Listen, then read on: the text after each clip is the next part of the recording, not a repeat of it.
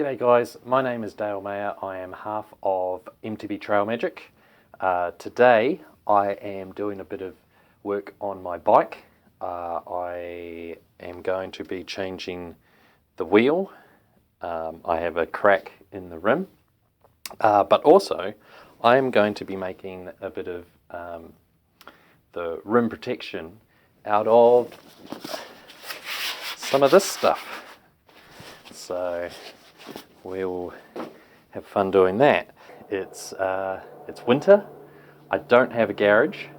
It's not too bad at the moment. The snow's on the mountains behind there.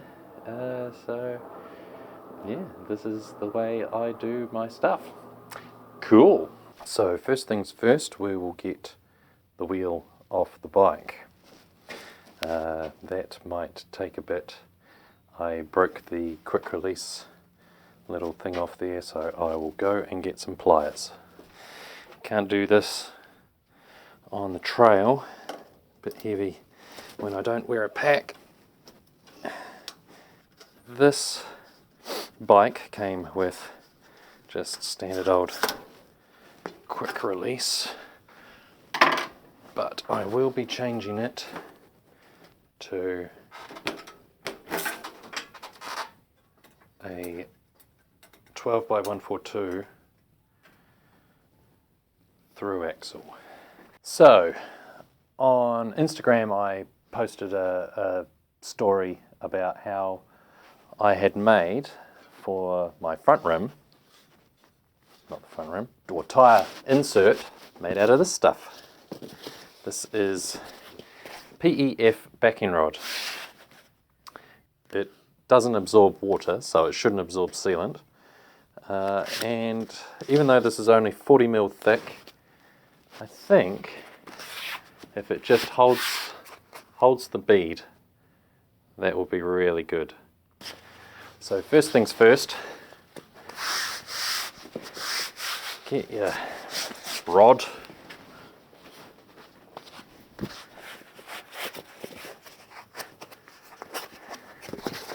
Put it on the rim and measure it. So it would be about there.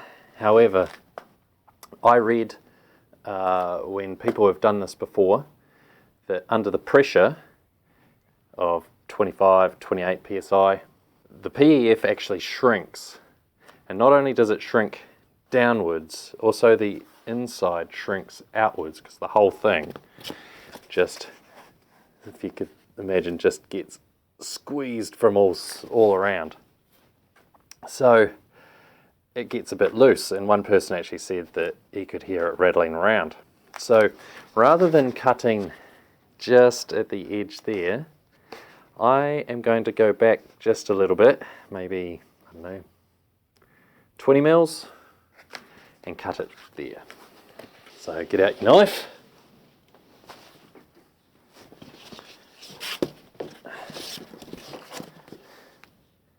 Make a nice cut. I have now cut it a little bit wider than I thought, but that's fine because it does stretch and we can get it to be nice and secure.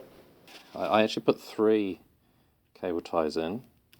I do 2 on the sides,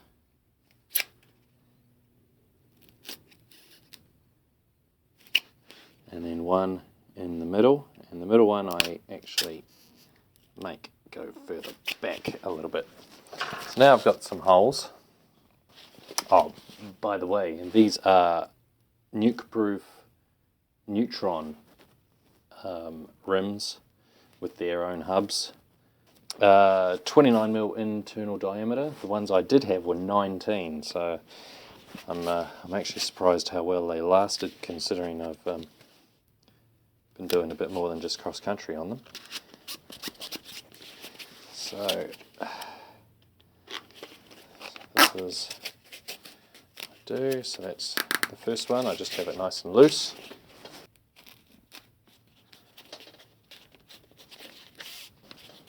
And then the third one. Now the reason I'm doing this is really just for even if it just stops me getting dents in the new rims, I'll be happy with that. I don't really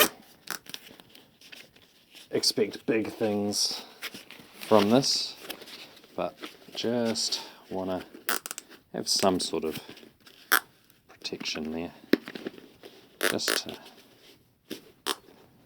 have a bit more longevity.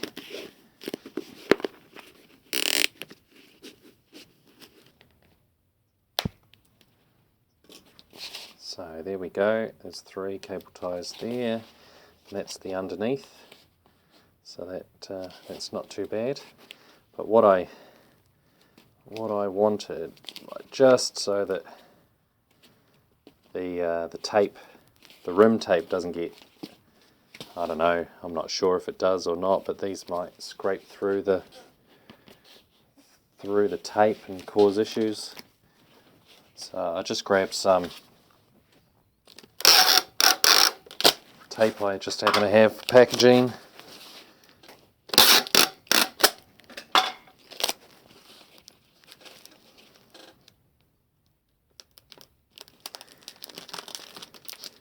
It also helps hold it until at least the sealant is in. I don't know what the sealant will do with this sort of thing, but it just helps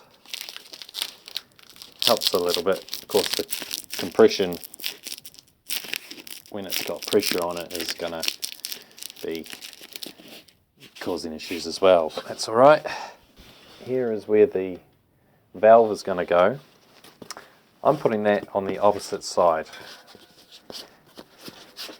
And the reason I do that is, I don't know, but a valve weighs something, so do 3 cable ties.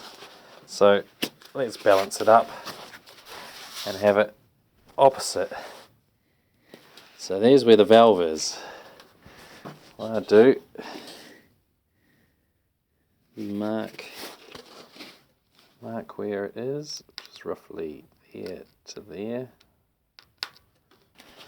And I'm going to make a channel. It's just so that the valve can get some air into the top part. There is the gouge that will go and let some of this, and let the air go through to the top part where the air is to be put. Right, so next step, get the tyre and the valve.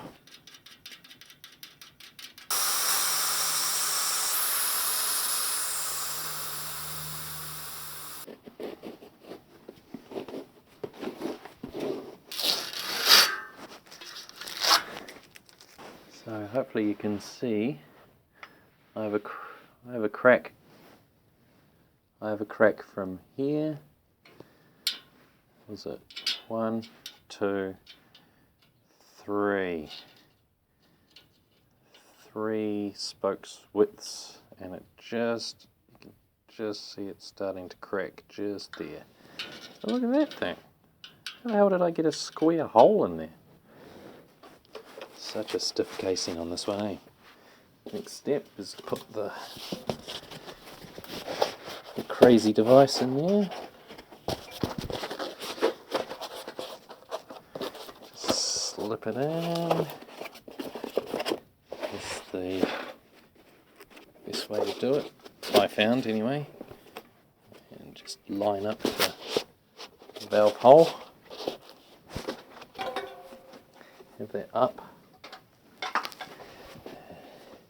And I actually did the stem part first so that I knew that that little gap was in the right place.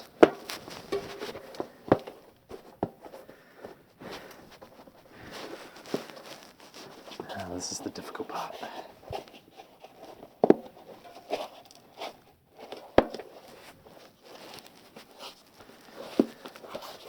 I have no idea how this is actually going to work out, whether this is going to be successful or not.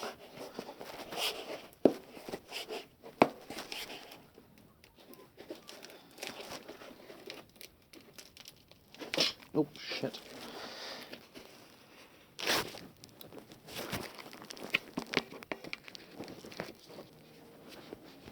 Ah.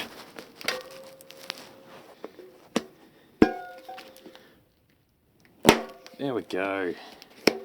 Clickety clack. Done.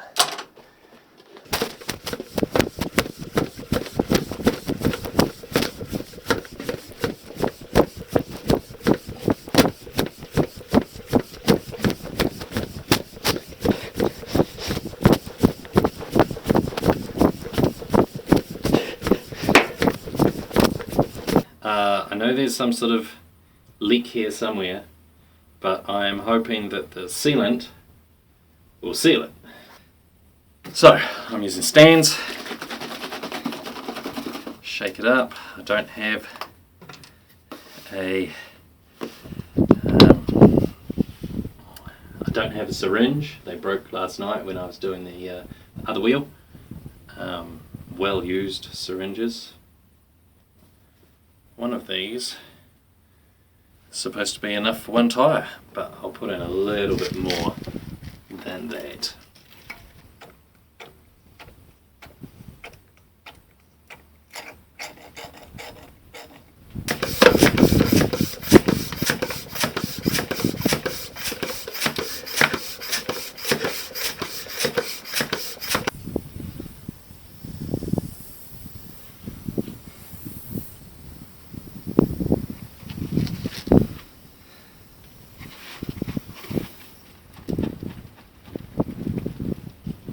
Holy shit, it worked! Cool, so that's up. Just leave that. I think I've got it at about 40 psi for now. We'll see what happens. So if you want to see any more videos like this, just leave a comment saying that it was enjoyable. It was certainly an interesting experience for me, not doing this sort of thing. So yeah, all good. And we'll catch you on the next one. See you later.